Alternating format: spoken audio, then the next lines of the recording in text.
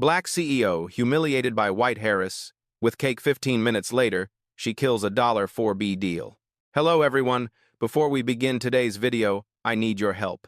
We've noticed that the channel is losing traction, and subscribing is one of the best ways you can help us. It's quick, free, and allows us to continue bringing you great content. Your support means everything. Let's keep this channel growing collectively. Where are you watching from? Drop your city or country in the comments below. Thank you very much. Now, let's get back to the story. You should have stayed in the kitchen where you belong. The words cracked through the ballroom like a dropped glass. Sharp, public, unmistakable. Laughter followed. Too loud, too eager. Under the chandeliers, silk and tuxedos leaned toward the sound as if cruelty were a performance worth front-row seats.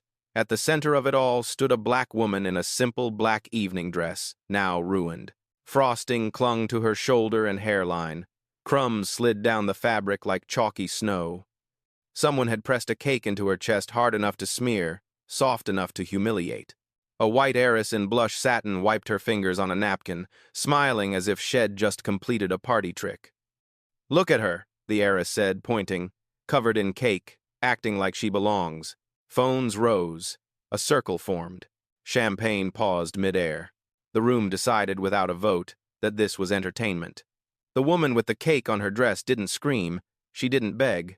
She didn't explain herself to anyone who had already decided she didn't deserve an explanation. She reached into her clutch, drew out her phone, and lifted it to her ear. Her hand was steady. Her voice, when she spoke, was barely above a whisper. "Cancel the $4 billion deal," she said. "Now." A red arrow of attention seemed to snap toward her from every corner of the room.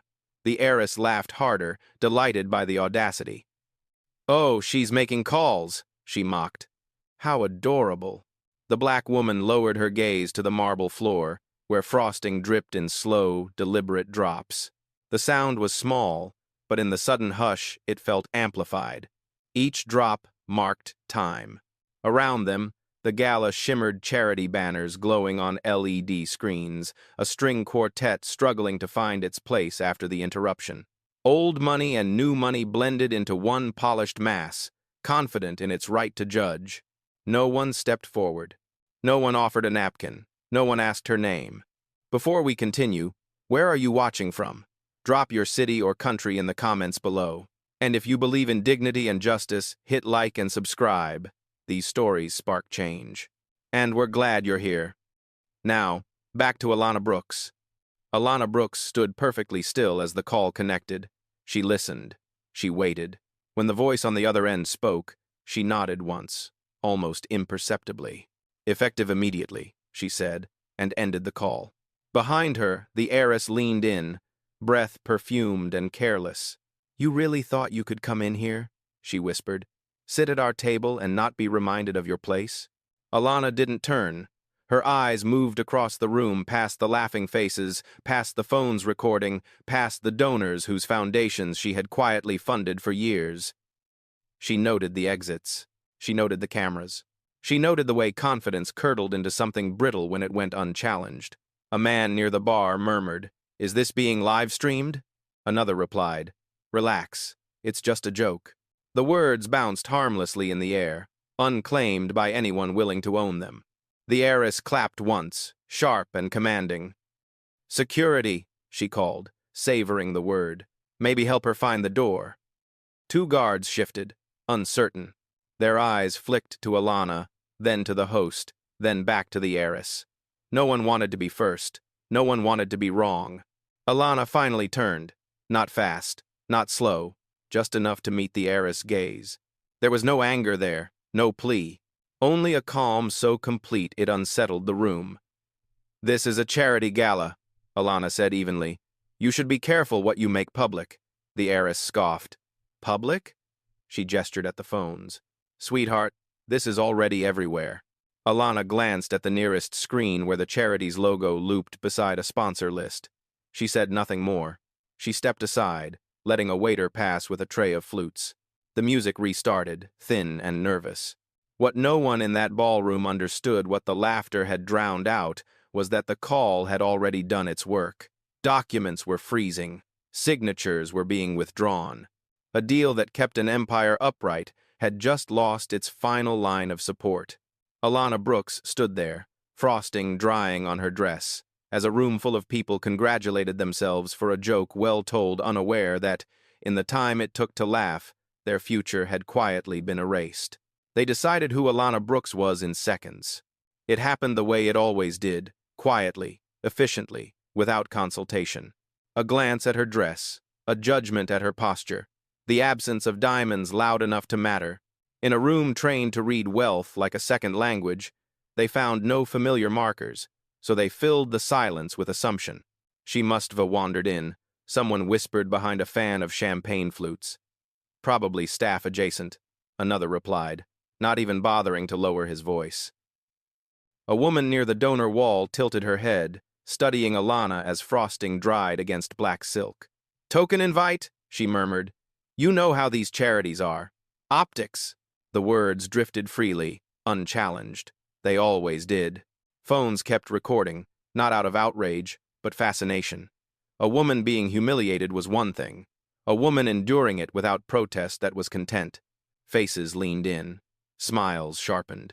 The crowd relaxed, reassured by the familiar hierarchy reasserting itself. No one noticed that Alana hadn't moved.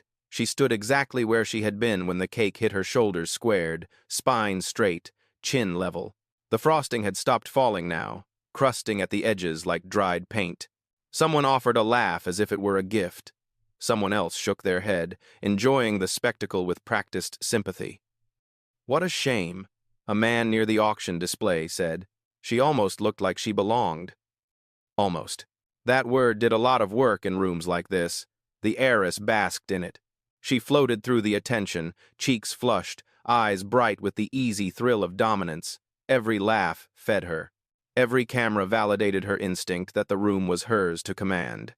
"Relax," she told a cluster of guests. "It's just a mess.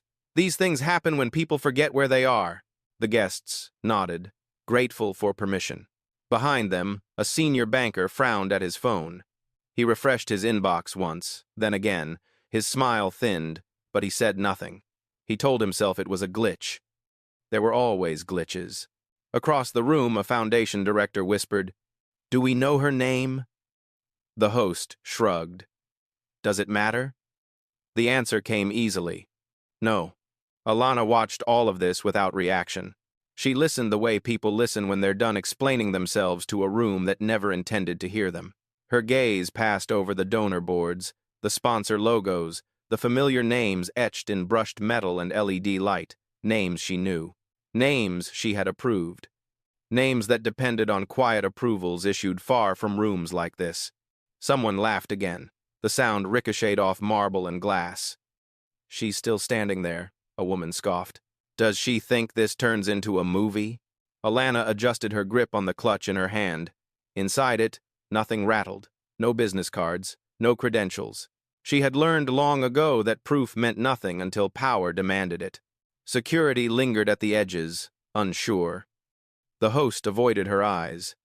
The quartet played on, notes thin and strained, as if even the music sensed it was playing for the wrong moment. What the room couldn't see, what their certainty blinded them to, was how fragile their version of events already was. They thought Alana Brooks was a mistake. They thought she was a guest who didn't know the rules. They thought humiliation was an ending. None of them understood yet that they had misidentified the moment entirely. This wasn't the part where she explained herself. This was the part where the room finished, revealing who it was. Alana Brooks had learned early in her life the value of being underestimated. She learned it in rooms where her ideas were praised, then repeated by someone else. In meetings where her silence was mistaken for hesitation, her restraint for lack of ambition. She learned it watching men grow comfortable before they realized they were already behind. So she stopped correcting people. At 46, Alana Brooks was not new money. She was not loud money. She was something far more dangerous infrastructure. The kind that didn't appear on magazine covers or gala banners. The kind that moved beneath them. She was the founder and majority owner of Stratos Meridian, a private global holding firm valued north of $60 billion. Its portfolio touched everything the room relied on, but rarely thought about. Logistics corridors, energy storage, fintech rails, real estate debt, and the quiet mechanisms that turned risk into leverage. Stratos Meridian didn't advertise. It absorbed. Alana didn't attend galas to be seen. She attended to observe. The irony lost on everyone laughing was that she hadn't even planned to come tonight. Her legal team had advised against it. Too public, too ceremonial, too many variables.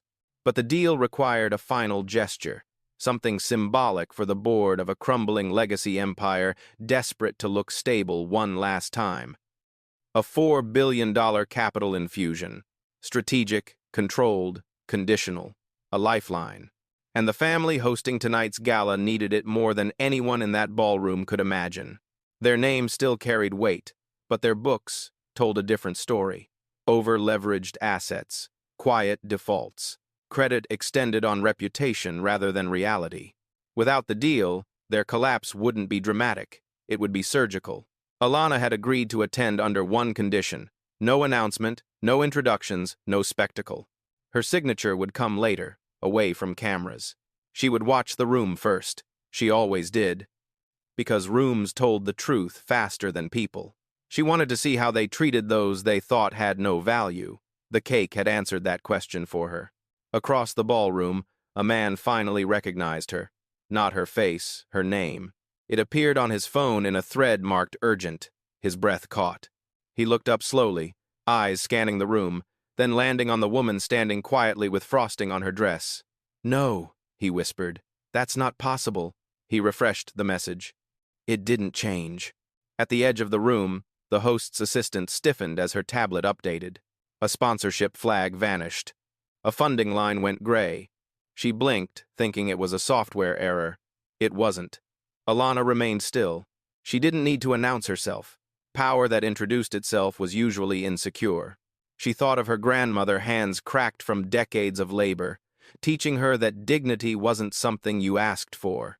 It was something you carried until the world was forced to acknowledge it. Tonight, the world had made its choice early.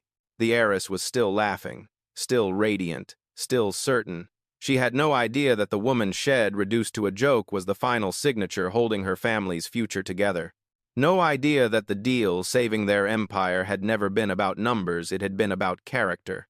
And character, Alana knew, was always revealed before it was priced. By the time the room realized who she was, it would already be too late. Because Alana Brooks didn't punish cruelty with rage. She punished it with consequences. From the outside, the Whitmore name still glittered. It appeared on hospital wings, scholarship plaques, museum halls. Old donations, old photos, old power carefully preserved like heirlooms behind glass. In rooms like this, legacy mattered more than liquidity. Or so everyone believed. What no one said out loud, not even to each other, was that the Whitmores were running out of runway. The gala itself was proof. It wasn't celebration, it was performance.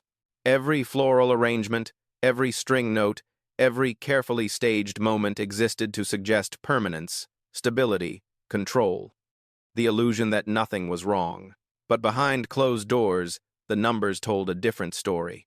Their real estate arm was bleeding cash, trapped in long-term debt with rising rates. Their private equity fund had missed 2 consecutive quarters. Credit lines were extended only because no one wanted to be the first to pull away from a family that still knew how to punish disloyalty. The $4 billion deal wasn't growth, it was survival. Alana Brooks knew this before she arrived. Her analysts had mapped it cleanly, every weak joint, every hidden liability.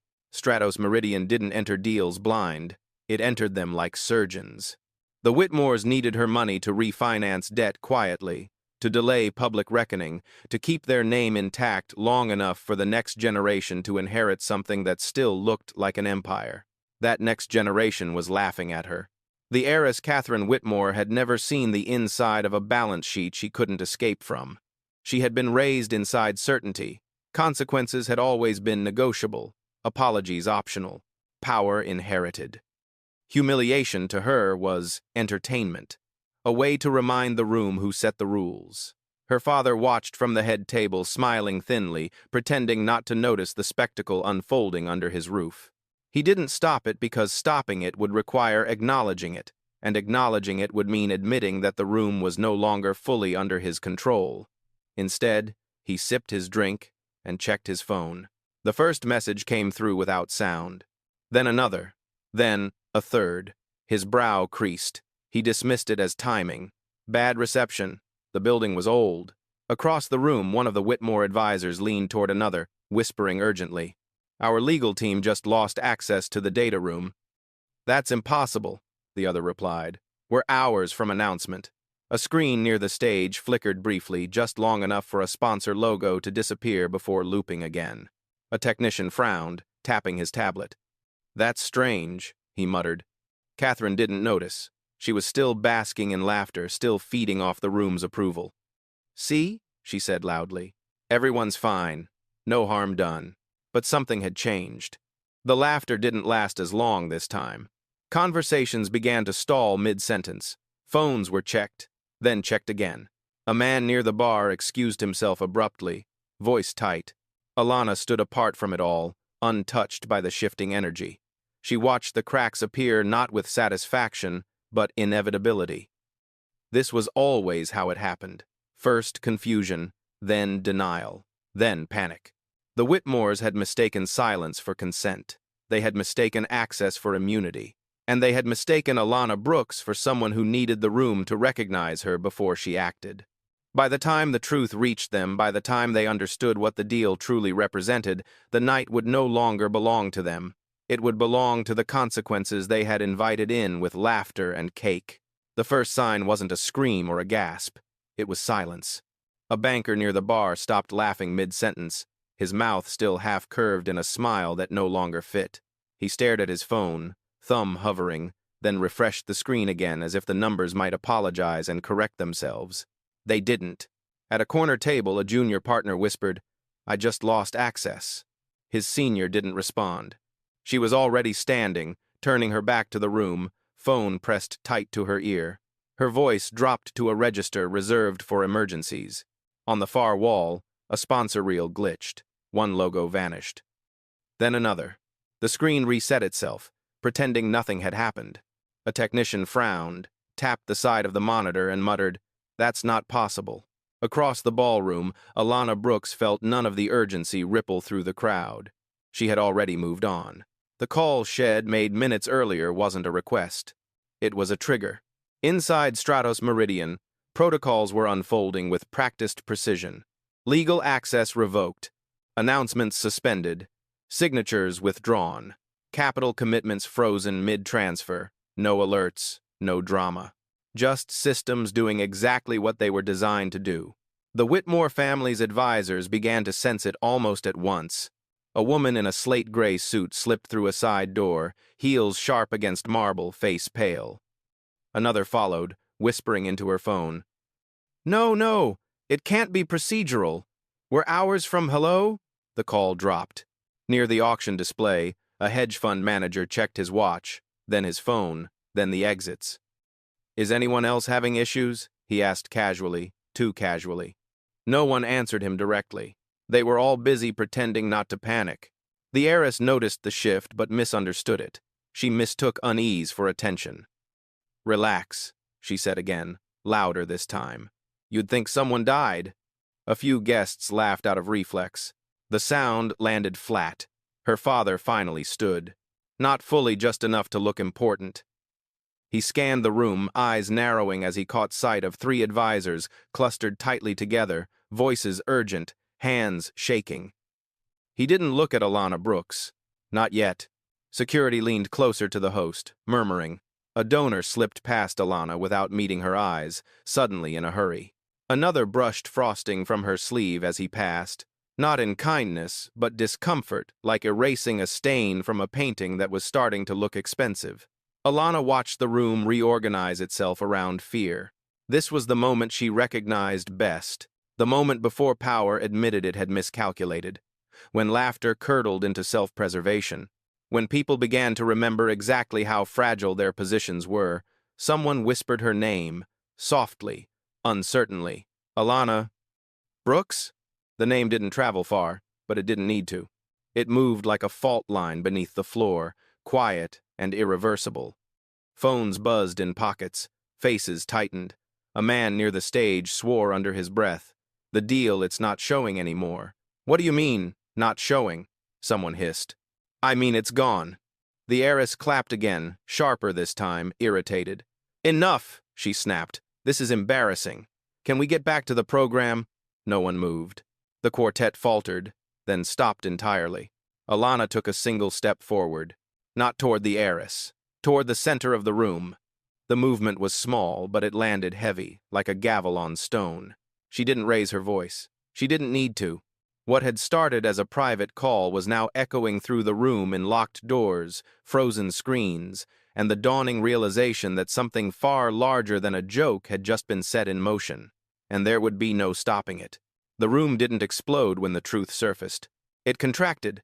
A man near the head table went still, eyes locked on his phone as if it had just spoken his name out loud. His knuckles whitened around the screen. He read the message once, then again, then looked up slowly until his gaze landed on Alana Brooks. His breath caught. That's not possible, he whispered, though no one had argued. Across the room, Catherine Whitmore's father felt it before he understood it. The laughter had died too cleanly. Conversations had collapsed instead of shifting. His advisors weren't pretending anymore. They were moving too fast, too quiet in patterns that meant damage control. He turned toward the nearest one. What's going on? He demanded under his breath. The answer came out wrong. Too careful. Sir, the counterparty withdrew. Withdrew? He laughed once, sharp. From what? The advisor swallowed. Everything. A glass slipped from someone's hand and shattered against the marble. No one flinched. All eyes were moving now, tracking the same figure, standing calm at the center of the room, black dress stiff with dried frosting. No, he said again, louder this time. That can't be her. But it was. A second message lit up his phone. Stratos, meridian termination confirmed. Time stamped 12 minutes ago. The blood drained from his face. He finally looked directly at Alana Brooks. She met his gaze without expression. No satisfaction, no apology, just recognition of a man seeing the edge of the cliff he'd been laughing beside. The whisper spread. That's her? The Brooks? Stratos, Meridian Brooks? Phones lowered, recording stopped, not out of respect, out of fear. Catherine laughed once, high and uncertain. What's with the funeral faces? She demanded. Did I miss something? No one answered her. Her father stood abruptly now, chair scraping loud against the floor. Catherine! He snapped. Enough! She blinked, stunned. He never spoke to her like that. Dad? He didn't respond. He was walking past donors, past security, straight toward Alana. Each step looked heavier than the last. Up close, he could see the frosting on her sleeve, the faint mark of where the cake had struck, the quiet dignity she hadn't let slip once. Miss Brooks, he said, voice tight. There's been a misunderstanding. Alana tilted her head slightly. Not in curiosity, in assessment. A misunderstanding, she repeated evenly, is thinking someone's value changes based on who's watching. The words landed like a verdict. Catherine stepped forward, color draining from her face as realization crept in too late. Wait, what is this? She demanded. Who are you? Alana looked at her then. Really looked. The entitlement, the confusion, the sudden fear. I'm the woman whose call you laughed at, Alana said calmly, and the deal your family needed to survive. The room went dead quiet. Catherine's mouth opened, closed. That's not funny. It wasn't meant to be, Alana replied. Her father's voice cracked. You didn't have to do this. We didn't know who you were. Alana didn't raise her voice when she answered. She didn't need to. You knew I was human, she said. That should have been enough. The sentence moved through the room like a cold front. No one laughed now. No one filmed. The chandeliers kept shining, indifferent witnesses to a truth finally exposed. The reveal was complete, and the consequences were just beginning. The collapse didn't come with shouting. It arrived with paperwork. From the side doors, they entered quietly 6 men and women in tailored suits, expressions neutral, movements precise. No badges. No announcements, just briefcases opened with the soft, final sound of decisions already made. Stratos Meridian's legal team. They didn't rush. They didn't look around in awe. They fanned out with the efficiency of people used to ending things cleanly. One approached the host. Another handed a folder to a stunned Whitmore advisor. A third moved straight to the head table. Effective immediately, the lead counsel said, voice calm, carrying farther than expected. All agreements between Stratos, Meridian, and Whitmore Holdings are terminated for cause. Gasps broke free now. Sharp, uncontrolled. The attorney continued, unbothered. This includes the $4 billion capital infusion, all bridge financing, all sponsorship commitments, and all contingent guarantees currently under review. Catherine Whitmore staggered back a step. You can't do that, she said weakly. This is a misunderstanding. Her father turned on her, panic cracking his composure. Be quiet. The words landed harder than any slap. Another attorney spoke up, reading from a tablet. In addition, all outstanding credit facilities extended through Stratos-affiliated entities are hereby frozen pending audit. Access to shared data rooms has been revoked. Public announcement permissions withdrawn. Each sentence was a blade, clean, impersonal, irreversible. A donor near the stage whispered, "My fund is tied to that deal." Another replied, "Mine too." Phones came out again, not to record, but to beg. Catherine pushed forward, desperation finally overpowering pride. "Miss Brooks, Alana, please. This has gone too far. It was a joke. We can fix this." Alana Brooks looked at her the way one looks at a closed door. "You already made it public," Alana said evenly. "I just made it permanent." Her father stepped between them, voice breaking. "If we had known who you were," Alana cut him off gently. "You knew enough." The room felt smaller now, claustrophobic. People edged away from the Whitmores, instinctively distancing themselves from a sinking ship. Invitations, smiles, alliances, all rescinded without a word. The Heiress phone slipped from her hand and clattered to the floor. No one picked it up. Alana turned slightly, addressing the room without raising her voice. "This gala was meant to celebrate generosity," she said. Instead, it showcased entitlement. Stratos Meridian does not partner with either. No applause followed, just understanding. She nodded once to her legal team. Briefcases closed, screens dimmed. The damage was complete. As Alana walked toward the exit, frosting still marking her dress, the room parted instinctively. Behind her, an empire unraveled in real time, and no one laughed anymore. The story broke before Alana Brooks reached the elevator. It moved faster than she did, faster than dignity ever seemed to. By the time the doors slid shut behind her, phones across the ballroom were already lighting up with alerts that no one wanted to read aloud. FOURBILLIONDOLLA deal terminated mid-gala.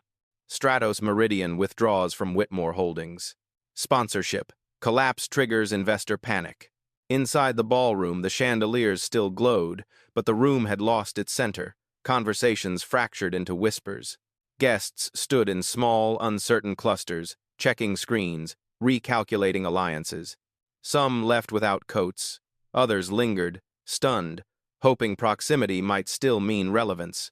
Catherine Whitmore sat where she had fallen silent, mascara streaked, hands trembling. The video she had once laughed through cake, frosting, humiliation was everywhere now, stripped of its context and reposted with new captions. "This is the woman who cost them everything." Power doesn't yell, it deletes. Her father hadn't moved. He stared at the floor where frosting had once dripped, as if the marble might explain how a century of legacy had unraveled in 15 minutes. Advisors hovered uselessly. Calls went unanswered. Lines went dead. Across the city, markets reacted with brutal clarity. Credit ratings were revised. Loan covenants were reviewed. Partnerships quietly dissolved, each one citing reputational risk with the same sanitized language that had once protected the Whitmores from scrutiny. What had been whispered for years was now safe to say aloud. They were finished. Outside, Alana stepped into the cool night air. The city hummed indifferent, relentless. Her driver opened the door, eyes flicking briefly to the frosting still marking her dress. He said nothing. Neither did she. Inside the car, her phone buzzed steadily. Messages from her legal team, from her board, from partners who hadn't laughed tonight, but had watched closely. Clean execution. No exposure. Well, handle the press. Alana rested her head back for a moment, eyes closed. Not in exhaustion, in completion. By morning, the narrative would harden. The Whitmores would release statements written by lawyers and regret. Apologies would circulate, carefully worded, carefully late. Catherine's family would insist the incident was unfortunate, misunderstood, out of character. The word cake would appear nowhere in their official language, but the footage would outlive the statements. People would watch it again and again, not for the humiliation, but for the moment it failed, for the second when the joke stopped landing, when laughter turned hollow, when power shifted without asking permission. Alana didn't issue a statement. She didn't need to. The absence spoke louder. 2 days later, she returned to work as she always did. Meetings, reviews, decisions that affected thousands who would never know her name. She wore a different dress. The frosting was gone. The memory wasn't. At Stratos Meridian, a new fund was approved quietly. Its mission simple, its structure deliberate. Capital earmarked for founders who had been dismissed, underestimated, laughed at. For women whose presence in rooms like that gala had always been conditional. The fund bore a single name, not hers, her grandmother's. Across town, Catherine Whitmore watched the news in silence as analysts dissected the collapse. Her board seat was gone. Invitations stopped arriving, friends stopped calling. The rooms she had once ruled learned how quickly laughter could turn into distance. She replayed the moment again and again, the cake, the smile, the call shed mocked. For the first time, she understood that power didn't need an audience to be real. It only needed leverage. Alana Brooks never returned to that ballroom. She didn't have to. The building would remember her. The deal would remember her. And every room that watched the footage would learn the same lesson, slowly, uncomfortably. Humiliation is loud. Justice is quiet. And dignity, once withdrawn, costs far more than anyone ever expects. The world moved on faster than anyone expected. It always did. Within weeks, the headlines softened. The words collapse and scandal gave way to transition and restructuring. Analysts found new stories to chase. Markets found new distractions. The Whitmore name faded from daily conversation, slipping quietly from inevitability to cautionary tale. But some moments don't disappear. They settle. In boardrooms across the city, the video was still referenced, not publicly, not directly, but always understood. Someone would pause mid-sentence. Someone else would say, "Let's be careful." And everyone in the room would know exactly what kind of care was meant. Alana Brooks never commented on it. She didn't attend panels. She didn't accept interview requests. She declined invitations to speak about resilience or women in leadership. She had no interest in turning dignity into a talking point. Instead, she built. 3 months after the gala, a new initiative quietly appeared in Stratos Meridian's quarterly filings. No press release. No gala. Just a line item that made a few people read twice. A permanent endowment. Its purpose was narrow by design. To fund founders and executives from communities long excluded from capital, not as charity, not as optics, but as ownership. Equity first, control protected, silence guaranteed. The fund carried one rule, printed on the first page of every agreement: no public gratitude required. Those who received the capital never met Alana Brooks. They didn't need to. What they felt was access without humiliation, trust without spectacle, power without permission. That was the legacy she cared about. In quieter moments, Alana thought about the room she had walked out of, the chandeliers, the laughter, the cake, not with anger, with clarity. She understood now, more than ever, how easily people confused tradition with virtue and wealth with worth. She had given them one chance to prove otherwise. They hadn't. Across town, Catherine Whitmore learned the cost of that failure in increments. First the board seat, then the partnerships, then the invitations that stopped coming altogether. She watched as her family's name became something people referenced carefully, like a lesson learned the hard way. No one apologized to her. Not really. And for the first time in her life, there was no one to call who could reverse what had already happened. She would remember the cake forever. Not because of what it did to Alana Brooks, but because of what it revealed about herself. On a quiet morning, nearly a year later, Alana stood in her office as sunlight cut clean lines across the floor. Her assistant handed her a slim folder. Inside was a single-page report. The endowment's first cohort had closed their initial exits. The returns were strong. The note at the bottom was handwritten. They never saw us coming. Alana allowed herself a small smile. She looked out over the city, not with triumph, but with resolve. Power, she knew, was not proven by how loudly it responded to disrespect, but by how precisely it chose its consequences. That night at the gala would be remembered for many things. For a cake, for a joke that died in real time, for a deal that vanished without a scene. But the truth, the one that would last, was simpler. Dignity had entered the room unannounced. It had been mocked, and then it had walked out, taking $4 billion and an illusion with it. That was the lesson, and it didn't need repeating.